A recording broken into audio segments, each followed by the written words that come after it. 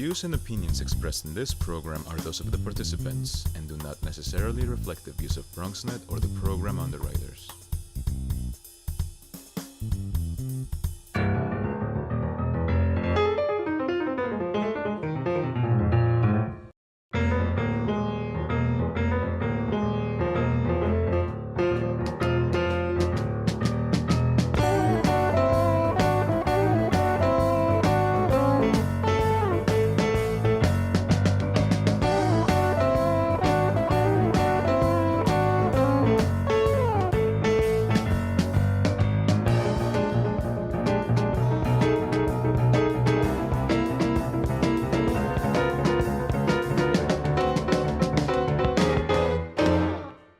Good evening and welcome to BronxTalk. Tonight, it's the debate for the Democratic primary in the 18th City Council District. It's a district that includes the Bronx neighborhoods of Soundview, Castle Hill, Parkchester, Classen Point, and Harding Park. The current occupant of the seat is Annabelle Palmer, who is term limited at the end of this year. We've invited all 5 of the Democratic candidates who will be on the Democratic ballot in the September 12th primary. But unfortunately, only 3 have accepted our invitation. Both Reverend Ruben Diaz Sr., the current senator in the 32nd Senatorial District, and William Moore said they could not accommodate their schedules. So the 3 candidates who are here with us are Michael Belzer, a former board member of Community Board 9 and also the 43rd Precinct Council. Amanda Farias, who has managed the City Council's Women's Caucus and is a former director of special projects for Council District 30. And Elvin Garcia, a former community affairs representative for State Senator Gustavo Rivera and former Bronx Borough Director of the Mayor's Community Affairs Unit. Tonight's debate is co-sponsored by the Bronx Times and Bronx Free Press, and also by the League of Women Voters, a nonpartisan political organization. And we are thrilled to have all of them on board. Candidates in tonight's debate, I will direct a question to one candidate. That candidate will respond, and then we will have a free-flowing dialogue that each candidate can participate in, with the original respondent having the final say on the question. At the end of the program, each candidate will be given the opportunity to deliver a 1-minute closing statement. Tonight's questions include those submitted by the candidates themselves. By prior agreement, the first question will be directed to Mr. Belzer. Nice to have you with us, sir. Thank you for having me, Gary. Let's start here. Let's talk about the state of Bronx politics. There are 3 candidates here, all independent candidates, but even though this is a vacant seat, in this district, as in other primaries, the Bronx County Democrats have supported those who have been in office before. In this case, it's Senator Diaz. Talk to me and our audience and your colleagues about their support for him and what this primary in the 18th says about the state of Bronx politics. Gary, that's a good question. It's not surprising to me that the political establishment supports an incumbent and supports someone who's been in office for quite a long time. Last year, I actually ran for district leader precisely for that reason, that the political establishment keeps positions for themselves. So I actually ran for district leader and got almost a dozen county committee members into the county committee, and so that I got a lot of pushback for. So this is not really surprising to me. I'm actually surprised that there's people who did not join in that effort, especially knowing that this was coming down the pike, that Annabelle Palmer's seat was going to be termed out and that the Bronx Democratic Party was going to pick somebody within their own ranks. I don't exactly fault them for that, but we knew that, and we needed to do things to empower the community to be involved politically, and I didn't see that, so I'm glad that you asked that question. Thank you very much. Others? Look, elections are about the future. Sure. And thank you again, Gary, for having us here. Sure. Elections are about the future. This is an open seat for City Council, so it's not just about what the machine is going to do. The machine is going to do what they're going to do to keep the musical chairs going round and round, right? But the residents of District 18 deserve a real choice in this election. And elections are about the future. And there are very important issues on public safety, on education, on transportation. And the Bronx County pick has been such a great leader that all of the state senators really want him to leave. He's been the head of Senate District 32, which is still home to the poorest congressional district in the country. And so I welcome a debate amongst all candidates, but particularly around the established order. It's not working, it's time for new leadership, and elections are about the future, and the voters deserve a real choice. Okay, Ms. Farias, I assume you want to weigh in as well. Definitely, and thank you again for having us here. I do echo the sentiments my colleagues up here on the panel have, but ultimately as well, we need to think about how are we holding Bronx party machine or machine politics in general throughout the city accountable for having women in leadership positions. I know for myself, I am the only woman in this race, and in general, in a lot of different industries, women do have a difficult time getting these positions. So it's really about giving our constituency opportunity, new choices, fresh new voice and leadership, and I'm hoping to bring that to the community.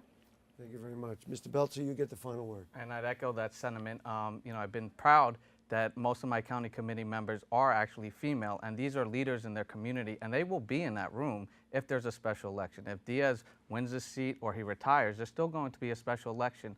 And I've just been beside myself that people did not see that last year and decide to do what needed to be done, which was engaging the people civically and politically to make sure that they actually have a voice. And that's what I'm here to do, and that's what I'll do as the next city council member.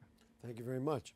Ms. Farias, let's talk about schools. School choice for parents who are dissatisfied with their children's schools is important, but co-locations for charter schools in traditional public school buildings have, in some cases, become clumsy and difficult to coordinate, not to mention at times depriving traditional schools from the resources they need. So how to strike a proper balance, and do we need to encourage the establishment of more charter schools in the 18th CD? I'm really glad that you're posing this question to me specifically. So when I think of education, I immediately think of my mom. She was someone that put me in public school, and by the recommendation of the administrators there, they told her I needed to be challenged, if not I'd get lost in the system. So she immediately sacrificed and living paycheck to paycheck just to put me in a private school. So when I think about the needs and how to strike that balance between for students and between the parents, I immediately think, of course, I'm 100% in support of parent choice. Parents should not have to figure out what is the best method, or depend on the public school system to give their kids only the best education. If that is their choice to put them in a charter school, then I support that. But in terms of giving charter schools public funds or having them co-locate with our public school system, I do not support. I do support giving everything I can as a council member to our public school systems to make them the best that they can be, so that when parents are deciding, they know that our local public schools are strong and their children will have a pipeline to the best education. Thank you. Gentlemen, either of you? Education is a top issue in this district, Gary. I'm proud to be a K-12 public school kid right here in this community in District 18. Also proud to be endorsed by Council Member Danny Drum, who's the chair of education. Over the last 4 years in City Hall, I had a front row seat to seeing graduation rates go up. We've seen the highest expansion of universal pre-K. More needs to be done. I believe in the original intent of the charter school model, which they were supposed to be laboratories of innovation, so that the entire public school system can learn different ways to ensure that our success rates continue to go up. We've had progress, there's more to be done, which is why, in large part, why I'm running for city council. But co-locations are not only sucking up physical space, they're also sucking up funding. And the charter system is able to deny a child on day 1 of the school year, on day 40 of the school year. The public school must always take in that child, and that is creating a very unfair imbalance in our school system. As a proud public school parent of a 7-year-old daughter, I know the struggles that our public schools are going through. She's has a playground that's sinking. She's drinking out of lead pipes. She's getting services in the hallway and not getting real physical education.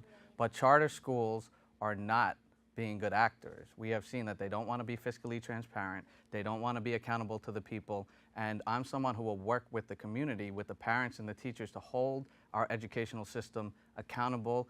The mayor's administration has a very top-down approach, but I do support things like community schools, and I think we should expand them. Ms. Farias, you get the final word.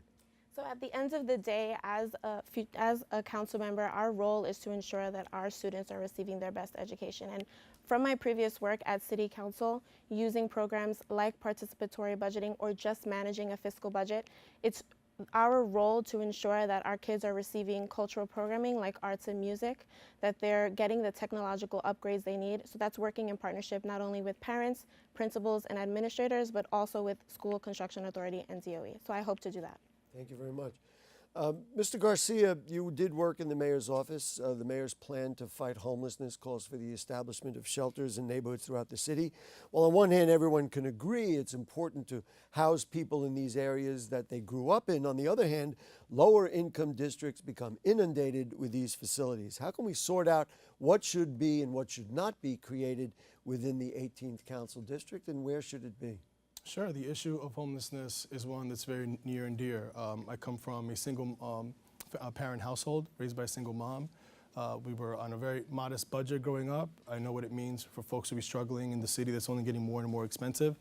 This issue didn't happen overnight. It's not going to be resolved overnight. I commend the City Council for passing right to council to stop the bleeding, to prevent more folks from getting into the homeless shelter system. But yes, unfortunately, we have seen in the prior administration different models to oversaturate certain community boards with homeless shelters, including Council District 18. I think, first and foremost, the city is obligated to shelter every individual that's looking to seek it, so we have a legal obligation. But we have a moral obligation for all of us, all New Yorkers, and all 51 community boards to bear the burden equally, and while working together to bring those numbers down. But we have to be fair. For too long, the Bronx has been at the top of the list for addressing the issue of homelessness, among other things. Thank you very much. Others?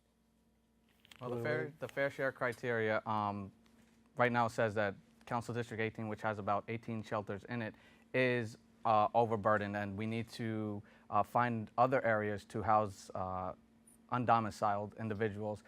We actually had a project that was supposed to come in with a 200-bed shelter, and I was on the task force that helped resist that project and put in supportive housing and affordable housing. We want to house people. We want them to have stable homes. As someone who did not have a stable home as a child, who was also homeless, I definitely have compassion, but we need to plan this with the community in mind, not just anybody's agenda. I assume you want to have a say. Yes. So as the sentiments have been on this panel, our community has already taken a huge responsibility in accepting or having homeless shelters in the district, and we can no longer afford to put our community at risk. I do support trying to keep as many families we can within our district, within our community. You know, we have to also think about that they might be receiving medical care or their children might be going to school locally. But at the end of the day, the City Council needs to hold the mayor accountable in ensuring that we do not take more of a burden, and it's the fair share plan goes throughout the 5 boroughs. You get the final word, sir. Sure. Ultimately, society is judged by how we protect our most vulnerable, and that includes our homeless population. Many of them are single moms with children that already have jobs. And so what we got to do is make sure for folks already in shelter that we provide holistic services to get them back up on their feet, that we work with the federal government on HUD Section 8 vouchers, and that we work with the community so that we start to bring down the number of homeless in terms of population and also in terms of facilities. Thank you very much. Mr. Belzer, you named public safety as the #1 issue in the district on BronxNet's In the District show. Crime numbers are down historically across the city. What still needs to be done? Right, so there's still a lot of work to be done in repairing the police-community relations. We have a great program called the Neighborhood Coordination Officer Program, and it just simply doesn't have enough resources. There's 2 officers per sector for only 8 hours a day. Talking with thousands of residents throughout the community, they'd like to see more officers on the beat, more officers out of their cars, come down from the towers and be amongst the community. Now, you ask an example. A 12-year-old boy was shot at 5:30 in the afternoon in a park that my daughter plays in. We actually went there yesterday. And there's a police tower that's been stationed, not too far from there, but someone still felt that they can pull out a weapon in the middle of broad daylight and shoot into a playground. That doesn't sound like it's very safe. Now we see more purse snatchings, we're seeing chain snatchings. Now these might be localized concerns, but it doesn't feel to everyday residents that their safety needs on the street are being met. They need more cameras, they need more lighting, and they don't need it after the fact. I'm running for city council to be proactive, not reactive. Others? Public safety? So Ms. Farias? Sure. I do echo the sentiment that Mr. Belzer is stating, but ultimately we know all these issues are prevalent within our community, but it goes down to but how, right? The city council needs to work in conjunction not only with our district attorney's office, but also with our local police precinct and the police precinct council that we have available for the community. We need to let them know that I have as a council member a capital budget that I'm able to solve all of those needs or those questions, like how do we get security cameras? Who's going to survey those cameras? Will the precinct need more officers in the office to ensure that someone's watching? Because we can have a camera, but will we have someone there to ensure that the community is going to be safe? So it's really coming down to how are we going to use my capital budget or the council members' capital budget to ensure that the community is getting the resources to remain safe. Thank you. And Mr. Garcia, I assume you want to weigh in? Yes, public safety is the #1 issue in this district. And while crime is down overall, one shooting is still one too many, and we have a lot more work to be done. As the Bronx director in the mayor's office, I've worked with every level of NYPD, and I was proud to work with the 43rd Precinct to launch the Neighborhood Coordinator Officer Program, the NCO program, working with the community. Public safety, as Mayor de Blasio's philosophy was implemented, can't just involve more police officers out on the street. We must also look at our young people and increase after-school programs. On the city council, I will work with the council to expand more summer and youth jobs, expand in advanced technology like ShotSpotter, which is GPS for shootings, so that officers can catch these perps in a much more efficient way, and continue to rebuild trust between police and community. I'm proud of my record working with the precinct council and all levels of NYPD throughout my time in the mayor's office, and we will continue to do that. That's how we'll have safer streets that are safe and fair for everybody. Mr. Belzer, you get the final word. As a member of the local precinct council for many years, I know that we already have spot shotter in our community, and there is actually money allocated for cameras. It's not making it down to where it needs to be. The community is not being listened to first. As a city council member, I know that money is our money. It's not my budget, it's our budget. And I will work directly with the people like I have, whether it's making sure the blood is cleaned up after a shooting in Niger Soundview houses. Examples of things like that. We need to bring a much bigger narrative than just, we have money for this, we have after-school programming, because it's not making it to the ground. It's not making it to the people that need it. Thank you. Ms. Farias, let's get a status update from you on inclusion issues and resources for members of the LGBT community in the 18th District and throughout the Bronx, and what you see as your role in the future if you are elected to the City Council. Sure. So I know the Bronx has a lot of LGBT families, and from what I've done in City Council, I've tried to look at it in a policy format. I was one of the people that co-wrote a diversity bill in the City Council to make sure that the organizations or the companies that are doing business with the city are giving us their gender and racial breakdown. That's to ensure that when they're coming into a community that they look and reflect exactly like where they're trying to put their work. And when I think immediately of the LGBT issues going on, I think of homelessness. So ensuring that we have supportive services put in place for homeless youth so that they can stay within our community and have a safe space in my office to come to get services. Gentlemen? Sure. Mr. Garcia, sure. I would agree with that. Not only was I the Bronx director for Mayor de Blasio, but I was also the citywide LGBT liaison, and we brought city services, literally being that conduit to City Hall, to every borough of New York City. On the issue of LGBT youth homelessness, another vulnerable population, we work to advocate within the executive budget of City Hall to increase funding for homeless youth beds for LGBT young people, some of which sadly have been kicked out of their homes from families that follow a very strict order of biblical text. And so what I've done as a candidate for City Council is to really set a model for kids all over the Bronx. LGBT folks are family members, they're our neighbors, there are teachers, there are police officers, they're everywhere.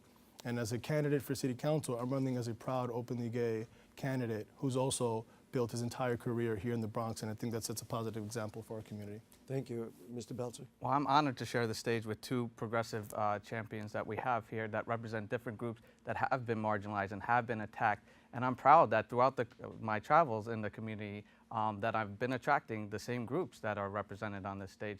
But inclusion to me, being progressive to me, isn't just talking about it, isn't just going around to raise money off of it. It's about walking and living and serving people of all ethnicities, all backgrounds, all different creeds and faiths in totality. That's what you should do through your service, not just through your words, not through just where you're focusing your efforts. Thank you. And you get the final word. Sure. So I think when you look back at my track record in City Council, running even the Women's Caucus, where we did have a member of the LGBT community, my endorsement from the Jim Miles Liberal Democratic Club shows that I'm a person that wants to run policy and is running policy that's inclusive, and in turn can directly translate that into programming, into services in a councilmanic office. And that's what I've done working for City Council, and that's what I plan to do here for representing District 18. Thank you very much. Lady and gentlemen, we are perilously close to the end of the program. So I'm going to ask this question about transportation, and we'll ask you each to just keep your answers short. Each of you talked about the need to expand transportation options in the 18th Council District. Even though there are improvements on the way in the name of ferry service and an expanded Metro North service, very briefly, in just a couple of words, you get the first crack at it, Mr. Garcia. What more could and should be done? Sure, I'm proud to come from a working class household here in District 18. I happen to own a Metro card. Sadly, not every candidate in this race owns one, and proceeded through a state legislative process that allowed the subway system to fail. And what do you think needs to I've be worked done? in City Hall. City government works a lot more efficient than state government. I was proud to work in the mayor's office to launch the first in the Bronx ferry in 100 years, and working with the community to identify the needs. And what's next? I want to advocate that we have greater transportation investments for buses leading into the ferry, and that the launch has community benefits attached to it. Got it. For you, Mr. Belzer, what would you do? Transportation is in crisis in the city and across the state. We need to make sure that we're getting all the money that we can for this, and we need to get that through the development. They're taxing our systems, and it's not just enough for us to call for outdated solutions like SBS. I'm proud to have sat in a lot of the meetings for the first SBS across the district, but we need to be modernizing our transportation to bring it into the 22nd century.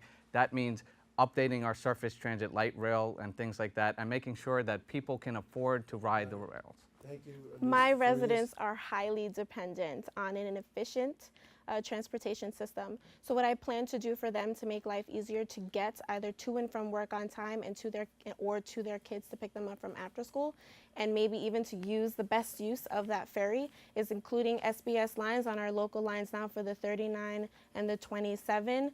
Maybe getting some city bikes within the district to give an alternative to transportation, and that's more affordable, and work with the state officials to make it more efficient. We have reached the end of our program. We're going to give each of you a 1-minute time for a closing statement by prior agreement. It starts with you, Mr. Belzer. Well, thank you for having me on, and I want to encourage every resident of District 18 who I've spoken to over the past few years, whether it be on the local community board, whether it be as a friend of Sunview Park, whether it be and the precinct council, or just at events and around the way that I've been doing in the community, to come out. I know you're coming out, but you need to bring a friend. You need to bring your mother. You need to bring your father. You need to bring your son, because the political establishment, the professional progressive class in the city does not want your voice to be heard in city government. I will be a check on the mayor. I will be a check on overdevelopment.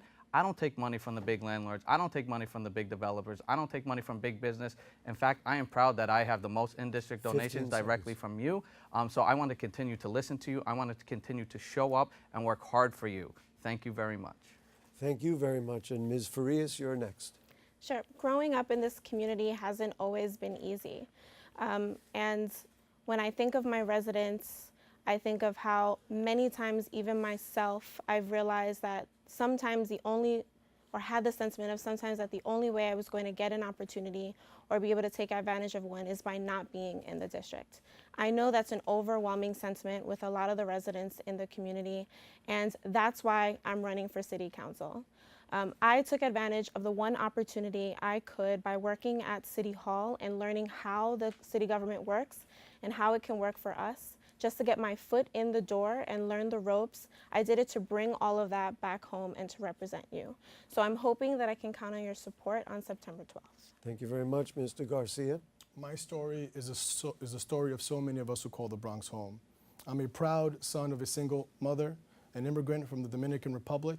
I'm a public school kid that was able to get an amazing career technical education at Aviation High School. Vocational schooling is something I want to push to ensure that every child succeeds. I was able to attend one of the top tier universities in the country and reach the highest level of city government as the Bronx director for Mayor Bill de Blasio. I know that elections are about the future and opportunities are not guaranteed. You have to fight for them every day, and the next generation has to step up and fight for them. I'm running for city council to preserve and protect those opportunities, and with your help, we'll write a new chapter of leadership for the borough. Well, thank you very much to Michael Belzer, Amanda Farias, and Elvin Garcia. We appreciate your time. You have exemplified the best of the Bronx by being here. Unfortunately, others are not, but you are, and I think it speaks volumes. I know that you all agree with me when we ask every eligible voter to come out and vote on September 12th. Viewers, please note it's a primary election, and so only registered voters enrolled in the Democratic Party in the 18th District can vote in this race. We want to thank our co-sponsors. They are the Bronx Times Reporter, the Bronx Free Press, and the League of Women Voters. For more information, you can call the League of Women Voters at 212-725-3541. Next week, it will be the candidates in the Democratic primary for the 14th City Council districts. On September 4th, we will take care of the candidates in the Democratic primary for the 8th City Council district.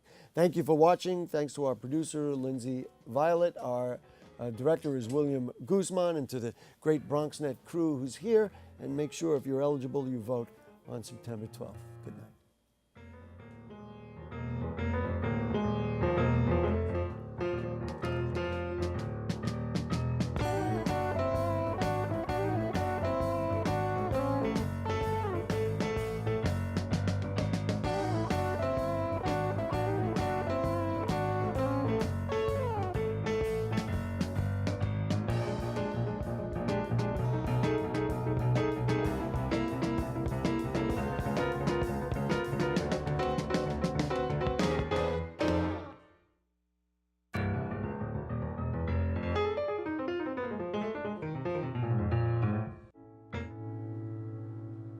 I guess sometimes things just happen. Devastating things. Your whole world changes in an instant. That's what happened to me the day my mother had a stroke. I'm Paul George, and I want you to spot a stroke fast. F, face drooping. A, arm weakness. S, speech difficulty. T, time to call 911. Protect the ones you love. Spot a stroke fast.